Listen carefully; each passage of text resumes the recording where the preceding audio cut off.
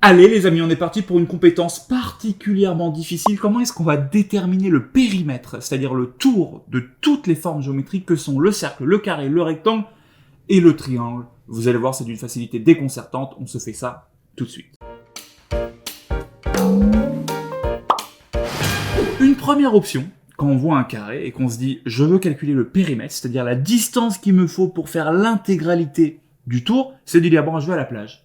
Je dessine un carré de la même taille, donc par exemple je fais un carré de 3 mètres, et je mesure avec une petite règle le nombre de mètres qu'il me faut pour faire le tour du carré. Extrêmement efficace. Problème, si le carré fait 3 km, il n'y a pas de playa assez grande pour accueillir un tel carré.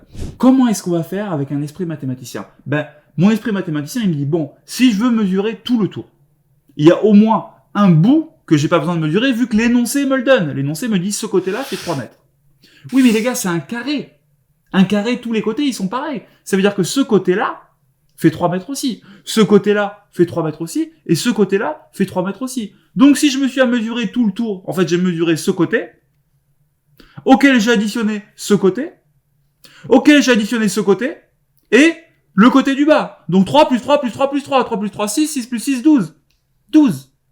Mais est-ce qu'il n'y aurait pas une formule plus simple dans le cas où ça mesure pas 3, mais ça mesure C? On voit que des côtés, il y en a un ici, un là, un là, un là. On a fait 3, plus 3, plus 3, plus 3. Donc en fait, ce qu'on a fait, c'est 4 fois le côté. Donc le périmètre d'un carré qui a 4 fois le même côté, c'est 4 fois ce côté. Et on est tellement content parce qu'on n'aura pas besoin d'aller à la playa pour dessiner des grands carrés. Et on vient d'apprendre ce qui est peut-être une des formules les plus à la fois simples et belles des mathématiques. Le périmètre d'un carré, c'est 4 fois le côté. Que se passe-t-il? Complication dans le cas d'un cercle. Et double complication dans le cas d'un cercle où on vous a pas donné le rayon, mais où on vous a donné le diamètre. Première option, on va à la playa, on dessine un grand cercle, on mesure en faisant le tour. L'enfer. Déjà, dessiner un cercle à la plage, il faut avoir une ficelle, un truc pour planter. Bref, on va pas faire ça. On va plutôt dire, bon, on a une super formule, en fait, une des formules qui est les plus belles des mathématiques, qui est de dire que le périmètre d'un cercle, c'est 2 fois pi fois son rayon. 2 pierres. Pour s'en rendre, imaginez que le périmètre d'un cercle, c'est 2 pierres. Vous voyez, les pierres, les cailloux, quoi. Il y en a 2, 2 pierres. Donc, le périmètre, c'est 2 fois pi fois r. On remarquera que l'aire d'un cercle, c'est pi fois r au carré. Donc, on retrouve les mêmes lettres, 2, un pi et un rayon, sauf que là, il y a pi r carré, là, il y a 2 fois pi fois r. Et pour tous les parents qui nous écoutent et qui ont fait un petit peu de maths, est-ce que vous savez dans votre tête c'est quoi le rapport entre ça et ça? Primitif, dérivé... C'est pas l'objet, c'est pas l'objet. On n'est pas là pour faire du niveau de terminale. Donc, le périmètre, c'est-à-dire le tour du cercle, c'est 2 fois pi fois le rayon. 2 fois pi fois le rayon. Donc pi, c'est un nombre magique qui nous permet de relier le rayon d'un cercle à son périmètre. Et c'est un nombre magique parce que pi, c'est un nombre univers. C'est-à-dire que vous prenez votre numéro de téléphone. Vous prenez le numéro de téléphone de votre meilleur ami et celui de votre tante. Vous collez ces 3 numéros ensemble. Donc, un 06 quelque chose, un 06 quelque chose et un 06 quelque chose. Vous pouvez être sûr à 100% que ce numéro, il se retrouve dans les décimales de pi. Donc, les décimales de pi, si mes souvenirs sont bons, c'est 3, 14, 15, machin, machin, machin. Quelque part un peu plus loin, il y a votre numéro. 61, 12, 23. Collez à celui de votre tante, collez à celui de votre cousine. Bref. Il y a une meute de chiens qui est en train de s'agiter dans notre studio, à l'heure actuelle. Donc, un périmètre de 2 fois pi fois le rayon.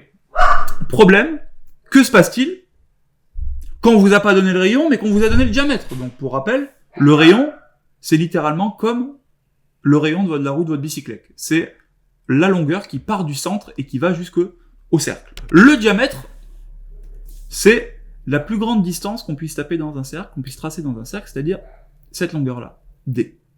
Là, vous utilisez vos petites mirettes, votre sens logique, vous vous dites, mais attends, le rayon, là, ce rayon-là, est-ce que ça serait pas, finalement, la moitié du diamètre? Du coup, si le diamètre vaut 4, le rayon vaut 2. Du coup, mon périmètre, ça va être 2 fois pi fois 2. 2 fois 2, 4, 4 fois pi. Or, pi est à peu près égal à 3,14, donc c'est à peu près égal à 4 fois 3,14. Donc, 4 fois 3, 12, 4 fois 4, 12,4, 4 fois 4, 16, 12,56. 12, 12,56. 12,56 quoi? Bah, si le diamètre était en mètres, ça fait 12,56 mètres. Si le diamètre était en centimètres, 12,56 centimètres. Si le diamètre était en millimètres, 12,56 millimètres. Et ainsi de suite, et ainsi de suite, et ainsi de suite. On retient cette belle formule, le périmètre c'est 2 fois pi fois r. Et regardez un autre truc. Bon, vu qu'on en est là, je vous le dis, parce que sinon, on va quand même s'ennuyer. Notre 2 fois r. En fait, 2 fois r, 2 fois cette longueur, c'est le diamètre. Donc, une autre manière de s'en souvenir de cette formule, c'est que c'est pi fois le diamètre. Allez. Ça, c'était vraiment un petit bonus. Moi, je préférais que vous reteniez 2 fois pi fois r, parce que, bah, 2 pi r, tout simplement. Troisième cas, extrêmement compliqué, le cas du rectangle. Celui-là, vous n'allez pas vous en remettre. Non, je plaisante, c'est encore plus simple que le reste. Donc, vous cherchez à faire la mesure du tour complet, sachant que cette longueur fait 3, qu'on est dans un rectangle, donc la longueur opposée à la même longueur. Donc là, j'ai un 3 aussi. Là, j'ai un 2. Vous faites ce côté, plus ce côté, plus ce côté, plus ce côté. Donc 2 plus 3 plus 2 plus 3. 2 plus 3, 5. 2 plus 3, 5. 5 plus 5, 10. C'est aussi simple que ça. Si jamais vous préférez apprendre une formule, donc on a deux côtés différents. La formule générale, une fois qu'on a la valeur d'un côté et la valeur de l'autre côté, ça va être tout simplement ce côté, il y est 2 fois, donc je vais faire 2 fois le petit côté, plus 2 fois le grand côté. Et j'ai mon périmètre. Hop, c'est terminé. Troisième cas, qui est peut-être le cas qui va un peu vous perturber, c'est le cas du triangle.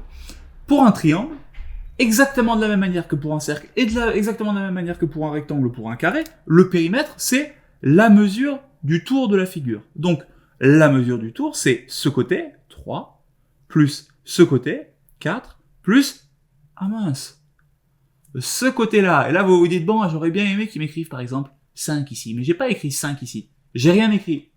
Pourquoi? Parce que moi, je pense que, sachant qu'il y a un angle droit ici, vous êtes capable de trouver la longueur de ce côté en utilisant le plus fameux, le plus classique, le plus important et le plus connu de tous les théorèmes de géométrie, qui est le théorème de Pythagore. Nous avons un triangle rectangle, nous savons que le carré de l'hypoténuse est égal à la somme des carrés des deux autres côtés, et je vous propose de terminer cette vidéo en vous laissant faire ce somptueux exercice. À vous de jouer, vous êtes des champions, attention, il y a plein d'exercices en dessous aussi à faire.